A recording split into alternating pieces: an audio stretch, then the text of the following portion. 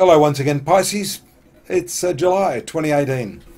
Dadhichi here from astrology.com.au. You know, one of the themes of your star signs is the sacrificial nature of the sign of the fish. This is the martyrdom that is often talked about in astrology when we refer to your sun sign of Pisces. The saviour often becomes the victim, however, and I think that's extremely important to talk about during this phase of the year and your life and your karma, because we see here immediately the placement of Mercury, Moon, Mars and Venus on the karmic axis. South node, where you were in your past life, your past existence, this life and the past, and where you're going. So, and we see here this 12th house, the 12th segment of your horoscope, very clearly reflecting the nature of your sun sign being the natural 12th sign of the zodiac. So the fullness of your signature is likely to come out here. 12th house is sacrifice, generosity, charity, expense, waste, sins, bed pleasures, all of the stuff that happens secretly.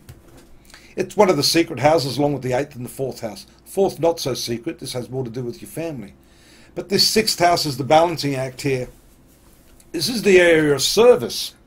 So here we see for you the importance of balancing, and we see here this opposition pattern, balancing how you serve against how much you expend of yourself. And that is a very, very important theme for you. And it's almost instinctive, as seen by the moon here as it passes over there on the 1st and 2nd. Fortunately, it moves out fairly quickly into this idealistic conjunction with your ruler, Neptune, who's been sitting here for a while, around the 3rd and 4th. There's some nice aspects forming at that time to Jupiter and the Sun here in the 5th house, 9th house, 1st house. Lovely. This endows you with strength, optimism and the ability to get things done. Bit of a spanner in the works here around the 8th when the moon passes Uranus.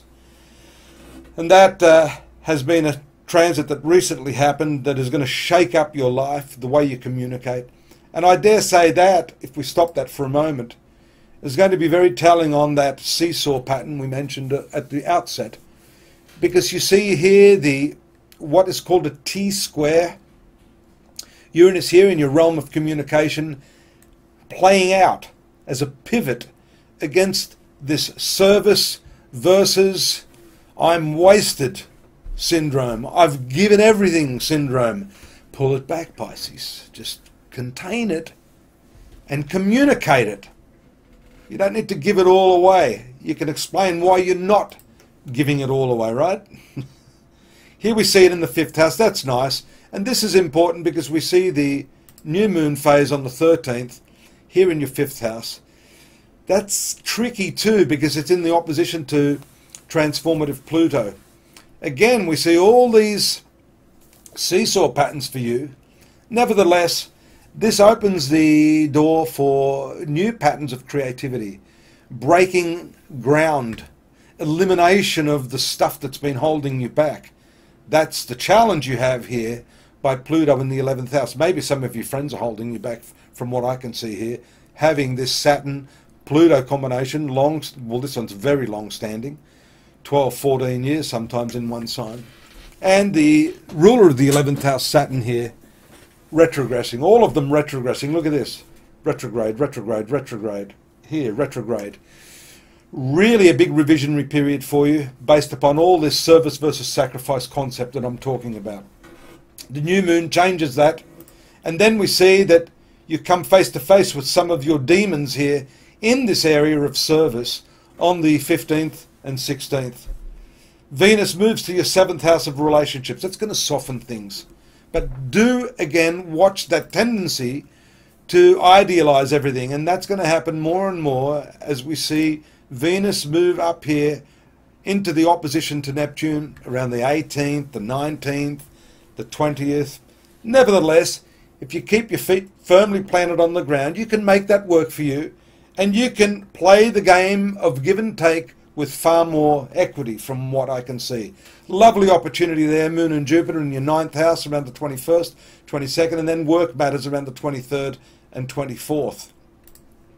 Here we're still seeing this stuff play out. And when I talk about work up here, we have to look at this area too. On the 23rd, Sun moving into the 6th house is very powerful. It lifts your work output, but it can also affect your health from doing too much. Again, on that same karmic axis. Don't be compelled. Spend some time with friends there on the 26th, 27th, even if they drive you crazy, as we see it moving through the 11th house, back to its base position where it was at the commencement of the month. There, around the 23rd, 24th, it gets brighter and brighter. There it is there. On the 27th, a full moon in the company of Mars. Now, it's the very last few days of the month, Pisces, where the penny may drop. Whereas the moon was there at the outset of the month, it was not in its full brightness. The moon for you is a very favourable planet ruling the 5th house, which is also part of your future karma.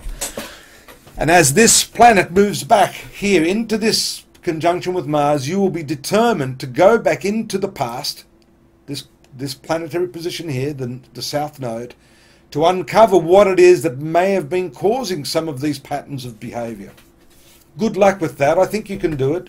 You have the intuitive power to do that, and you must do it if you want to get yourself into a better position in your life, not just materially, but spiritually. The 29th here, we see 30th, the moon back here in conjunction with your ruling planet, bringing again these two factors, the 5th house of creativity and self-expression with your ruler. A lovely way to finish the month. Hope you'll join me again next month, but I have to say it, please take a look at astrology.com.au. We've got more there for you. If you've enjoyed this snippet, my Oracle Express as I call it, then you'll find out more there. And again, more next month if you, I hope, join me here again. Bye-bye.